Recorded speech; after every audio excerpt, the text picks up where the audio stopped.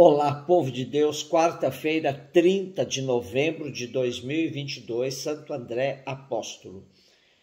A nossa reflexão de hoje é a partir de Romanos 10, de 9 a 18, Mateus 4, 18 a 22. Irmãos, se com tua boca confessares Jesus como Senhor e no teu coração creres que Deus o ressuscitou dos mortos, serás salvo.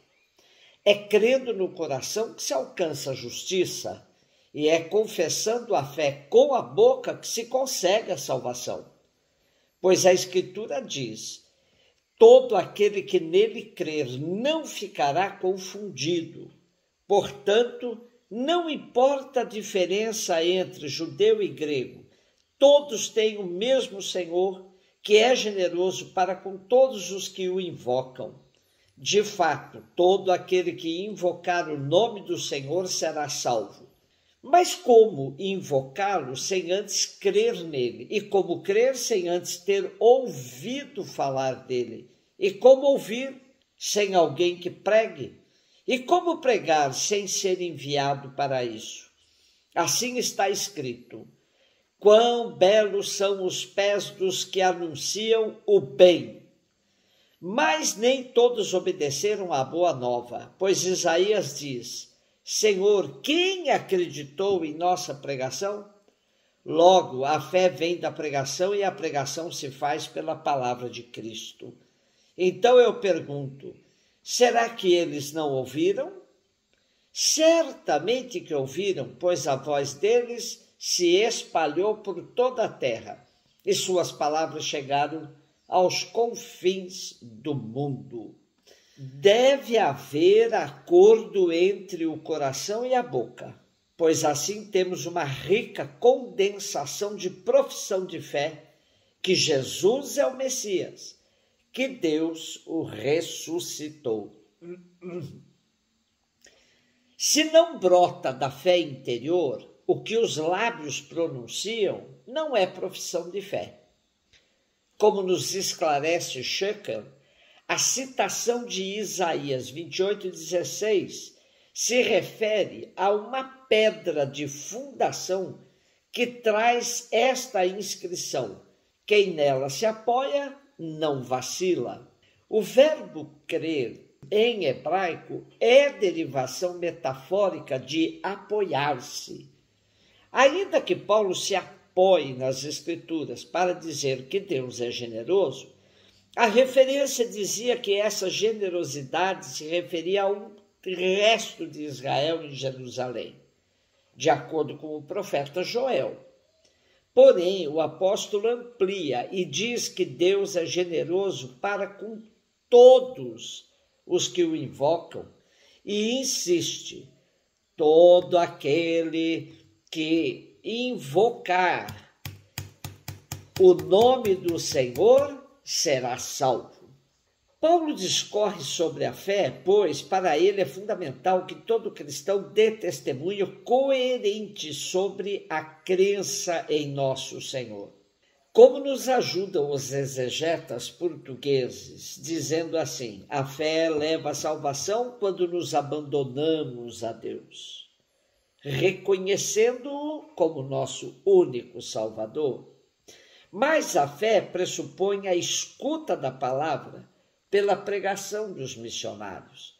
A pregação e a fé têm o mesmo objeto, o mistério de Jesus, Senhor, morto e ressuscitado pelo poder de Deus Pai.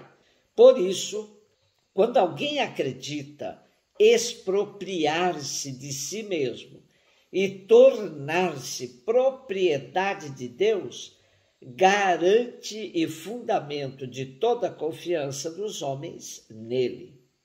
Mas também a pregação pressupõe um evento histórico absolutamente necessário, ter sido enviado. Por outras palavras, a pregação pressupõe a missão. A mensagem evangélica destinada a todos os povos passa pela escolha que Jesus faz das suas testemunhas e pelo seu envio em missão. Ide pelo mundo inteiro, proclamai o evangelho a toda a criatura. Mateus 4, 18 e 22. Quando Jesus andava à beira do mar da Galileia, viu dois irmãos, Simão, chamado Pedro, e seu irmão André. Estavam lançando a rede ao mar, pois eram pescadores. Jesus disse a eles: segui-me, e eu farei de vós pescadores de homens. Eles imediatamente deixaram as redes e o seguiram. Caminhando um pouco mais, Jesus viu outros dois irmãos, Tiago, filho de Zebedeu, e seu irmão João. Estavam na barca com seu pai Zebedeu, consertando as redes. Jesus os chamou. Eles imediatamente deixaram a barca e o pai e o seguiram. As narrativas sobre a escolha dos discípulos feita por Jesus é bastante original em cada evangelista. Há, porém, uma concordância sobre os irmãos Simão Pedro e André serem os primeiros. Mesmo assim, em João, André é o primeiro a seguir Jesus e a indicar Jesus como o Messias para o seu irmão Simão. André, antes de seguir Jesus, era discípulo de João Batista. Foi o Batista, segundo o Evangelho de João, que indicou Jesus aos seus discípulos, dizendo: eis o Cordeiro de Deus. Jesus se preocupa em formar um grupo de discípulos à sua volta para passar-lhes um ensinamento novo, tu a tu, porque quer que eles não somente sejam seus discípulos, mas também apóstolos, isto é, enviados a testemunhar a boa nova até os confins do mundo. Jesus entra na vida dos seus discípulos e os transforma radicalmente, dizendo-lhes que de pescadores de peixes, eles se tornarão pescadores de gente, de pessoas concretas, para também se tornarem discípulos do reino. Mateus realça a prontidão com que os discípulos acataram o chamado de Jesus.